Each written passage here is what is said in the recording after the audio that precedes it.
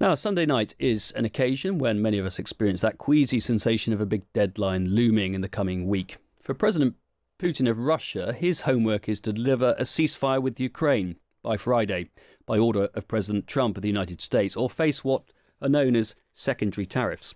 They're secondary because they're more accurately applied to countries who buy Russian stuff, big expensive things like oil. And these are big countries too: China, India, Brazil, all of them critical to the global economy.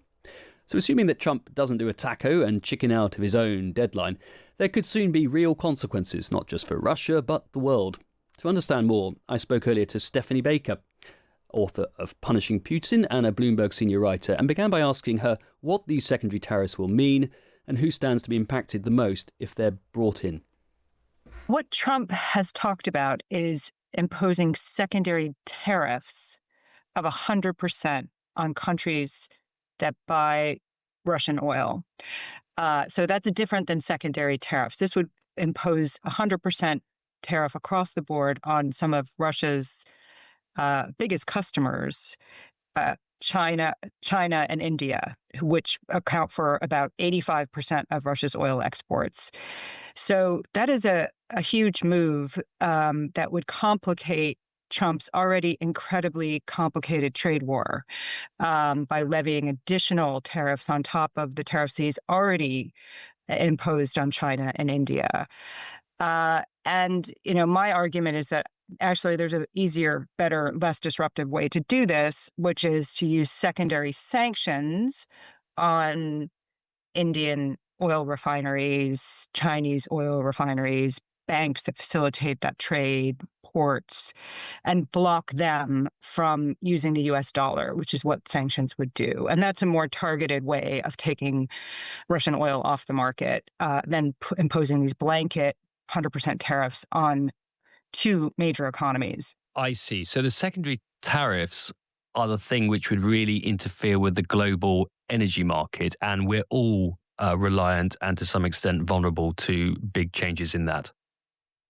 Well, it's unrealistic to think that China and India are suddenly going to be able to find a combined 4 million barrels of oil a day to replace Russian supplies without that having a pretty major impact on oil prices. But either way, setting aside the whole issue of taking that amount of oil off the market, there are better ways to do that. We could survive the perhaps 10, 20, 30% rise in oil prices that might result from that. But it's going to be very difficult for them to find those supplies in short order. If he goes ahead with these 100% tariffs on China and India, even for a short period of time, it would be very disruptive to the global economy beyond just oil markets. And so do we assume then that Putin knows this and that there's no way China is going to stop importing Russian oil? And in fact, if anything, if others pull out or decide not to and do take note of the tariffs, that China might get it at an even more cut price?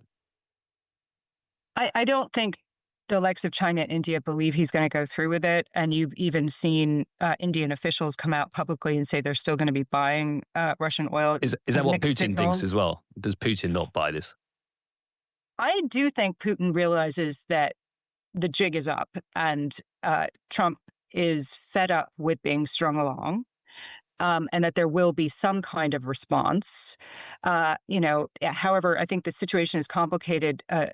Trump's envoy, Steve Witkoff, is expected to go to Moscow for another meeting. We don't know what will come out of that. That does look like an attempt to cool the temperature down and perhaps get something from Putin, a tangible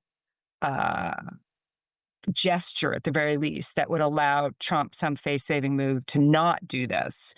I do think they need to finally go after and hit Russian oil revenues hard. The price of oil has come down compared to what it was during the Biden administration. Biden was very reluctant to go after Russian oil because oil prices were still quite high. I think they have the room in the market to take another major chunk of Russian oil off the global market without it causing that much pain around the world. And they should go ahead and do that. I just don't think the way they're going about it makes a lot of sense. And I think it's all designed by a few senators who wanted a harsher response to Russia and know that Trump loves the word tariff. It's his favorite word in the English language, and that the best way to get him behind that more restrictions on the Russian economy was to use the tariff mechanism rather than sanctions. Describe to me how critical oil is to the Russian economy, and whether for that reason it's a source of vulnerability to Russia and to Putin, or, as we're describing now, to some extent also a source of leverage and power that it holds over other countries in the world. It's absolutely central to the Russian economy. It accounts for at least a third of Russian budget revenue. And so there's a direct correlation between how much Russia has been earning from oil and gas sales, and the financing of the war.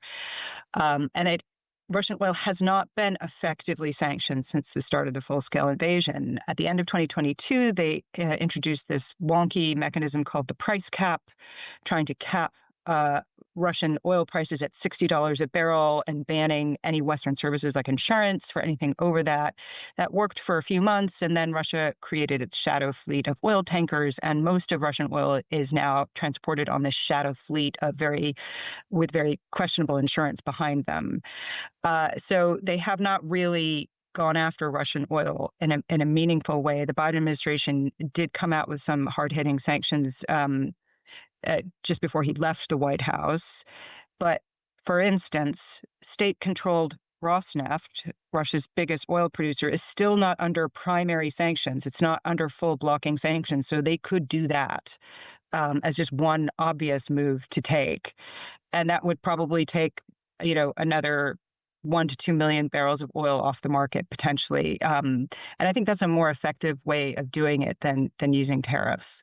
We saw over the weekend the Ukrainians' drone attack, quite spectacular images from it of an oil depot in Sochi in the Black Sea. Does that marry up with Ukraine realizing the importance of oil with Russia, and therefore that's why it's become a military target? Could we imagine that escalating? Again, is Russia vulnerable to Ukraine attacks to an extent that it would hurt them?